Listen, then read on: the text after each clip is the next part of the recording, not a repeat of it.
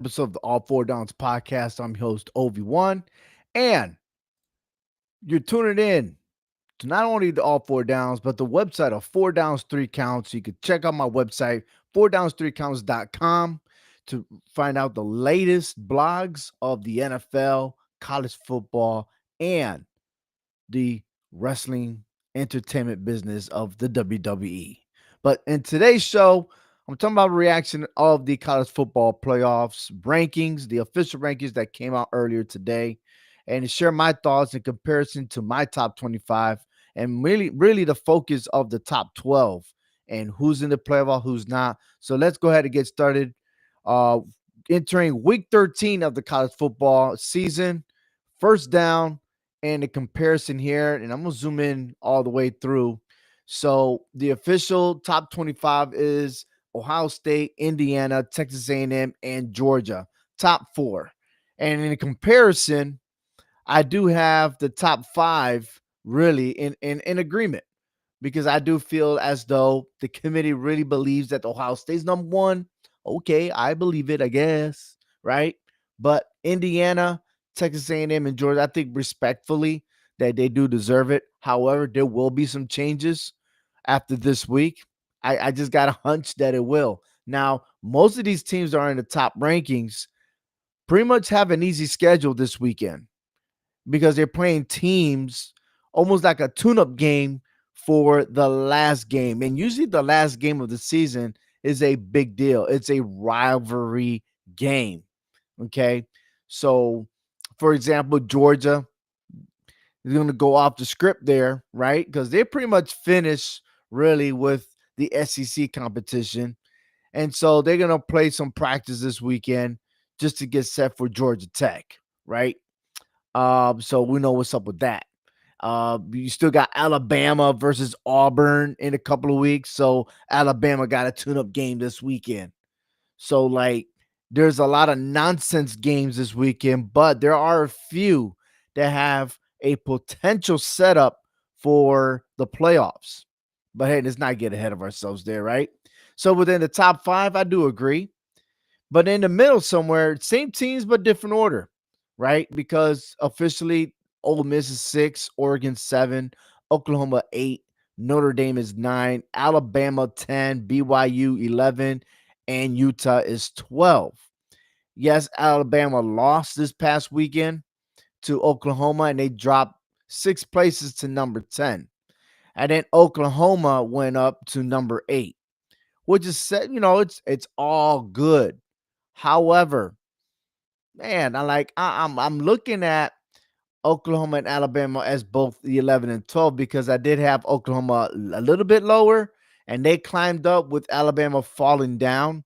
I got them down to number 12, but it is what it is. Okay. But then I'm left scratching my head toward the bottom part. And what it is the decision making of still having Miami as the top team in the ACC. Now, how could Miami be a top team ACC if they're not even in contention to playing in the ACC championship? I don't understand how Miami could be outranking everyone else when they're not even in their own conference playoff. And I could probably say the same to Tulane, but then again, they have to play at least one more game to catch up to Navy. But Navy and Tulane only have one loss. Yet Tulane is ranked on top of everybody else in that conference, but they're not guaranteed. And so when the playoffs happen, Miami's going to really get disqualified if they are flirting their way from 11, 12, and 13 because the fact is a conference champion is going to have an automatic bid in the college football rankings. I mean, that is the rules. So if the rules are there, then why are you putting Miami in the bracket? And I'll show you. We're moving on to second down.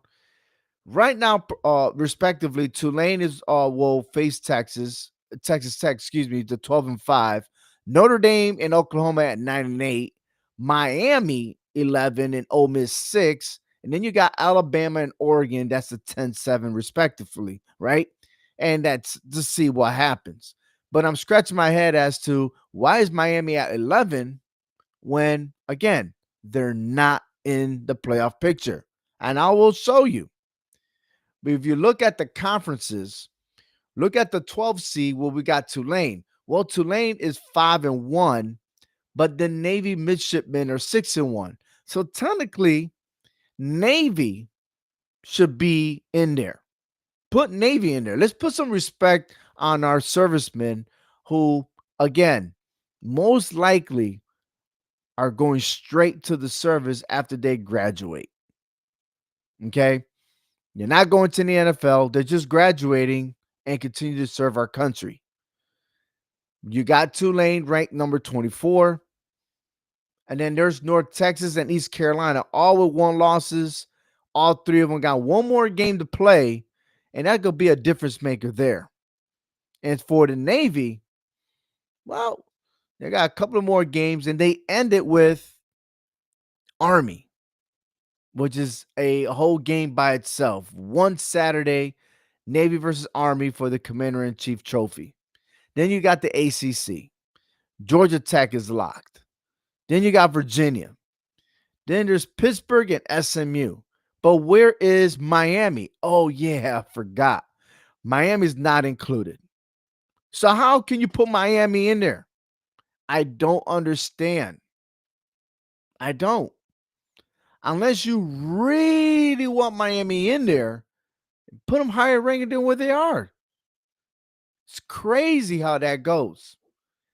Miami could still win out and still not make the playoffs because they're not conference champion, and especially the way they are seated.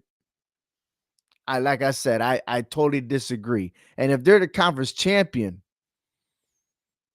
if any, like say Georgia Tech wins the ACC championship, yet they're gonna be still ranked below Miami, it don't make any sense. It doesn't. It really doesn't. Then you got the Sun Belt Conference. James Madison undefeated in their conference. I understand they haven't played anyone spectacular, but they're 7-0. Why not give them a shot?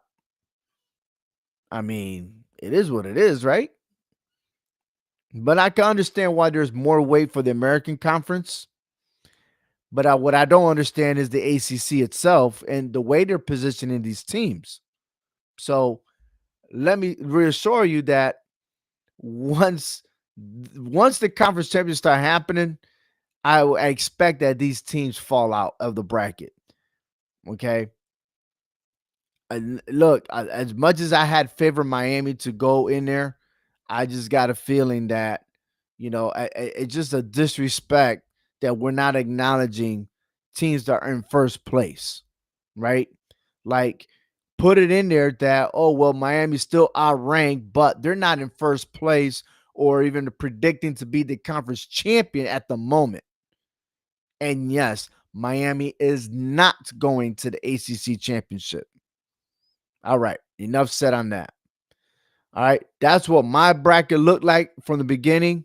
I don't have Miami in there, but I did have the top 5 the way they're positioned. But it's still pretty interesting compared to mine and the official rankings. I get it. All right, minus Tulane.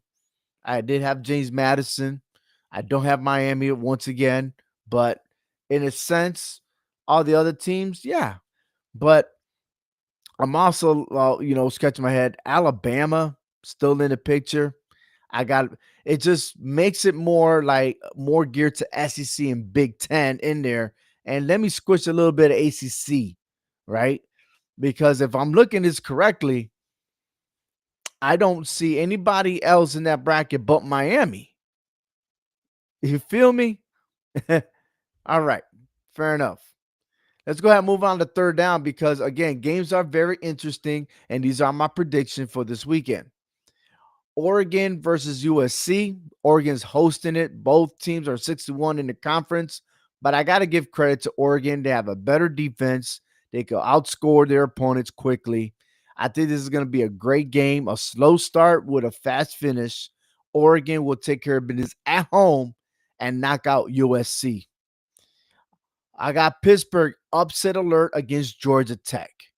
Pittsburgh's been winning good football. They've been playing good football. Okay. I know they're falling short as of late, but they could play spoiler alert. This is the time that they go ahead and spoil. Look, they lost to Notre Dame 37-15, and yet it wasn't a conference game. But to come out after a loss, I got a feeling that they're going to come out stronger ever and ever, especially they got booted out on the top 25. This is going to be a great consideration to not only upset Georgia Tech, but they get their butts in there in the top 25. So Pittsburgh really got a lot to play for because not only that they play Georgia Tech this week, but they end the season versus Miami. And as far as Georgia Tech concerned, it's a must win for them because they did lose to NC State. They barely beat Boston College 36-34. Even the coach himself wasn't even pleased. He hasn't been pleased for the last couple of weeks. The last big victory was against Syracuse 41-16.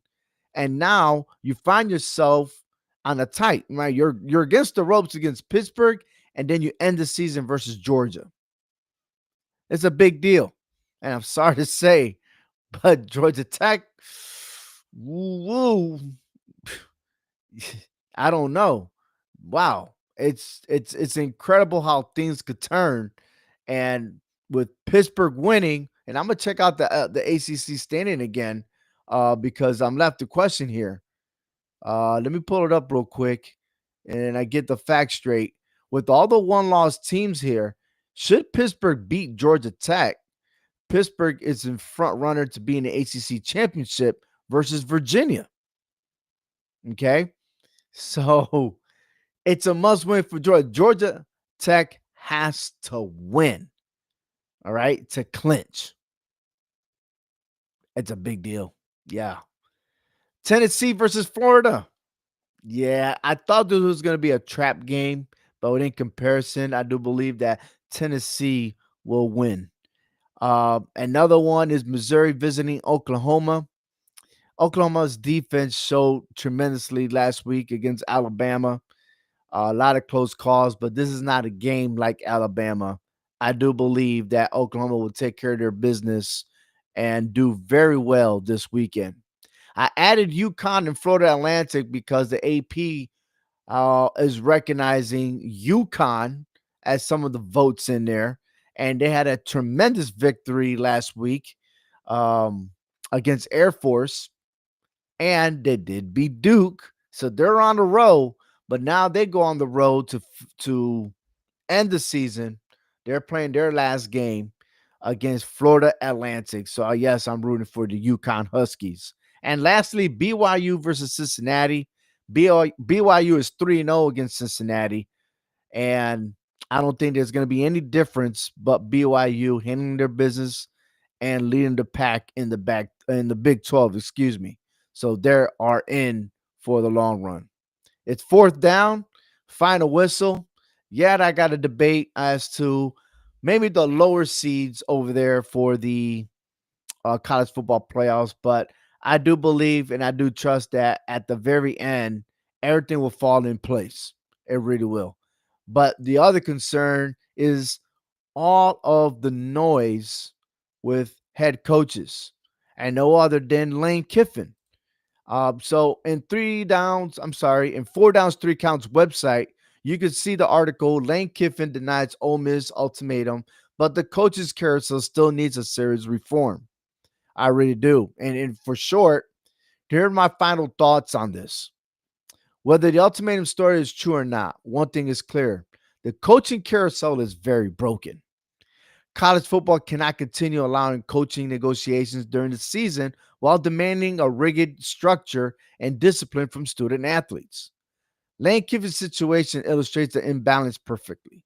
With transfer windows tightening and the postseason expanding, stability matters more than ever. The NCAA must create a fair, transparent timeline for hiring coaches, one that protects players, reduces distractions, and perseveres the integrity of the season. And because at the end of the day, coaching rumors shouldn't overshadow the student athletes who work every day to compete, win, and represent their programs with pride. Those are my thoughts, my final whistle. But overall, tune in to All Four Downs podcast every week and check out my top 25 predictions this weekend as we get set closer for our college football playoffs. I'm Ovi Muniz. Thank you for listening. Take care, everyone. Gotta love some football. Oh, yeah.